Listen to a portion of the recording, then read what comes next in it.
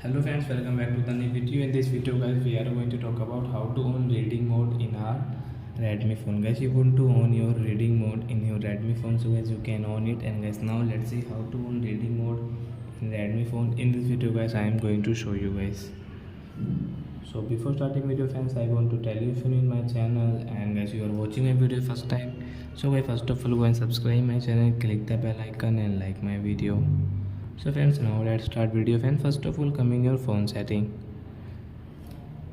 then guys scroll it, then guys you can see your display setting, so guys tap here, then guys again scroll, oh sorry friends, then guys you can see your reading mode setting, so guys tap here.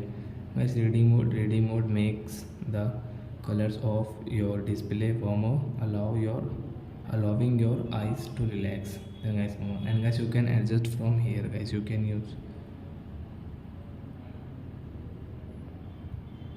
so reading mode will on in your Redmi phone. So I hope friends you have understood how to on reading mode in Redmi phone. So that's it guys, thanks for watching. Now we will meet on next video with new topic. Before going guys, please go and like my video, subscribe my channel. Bye bye.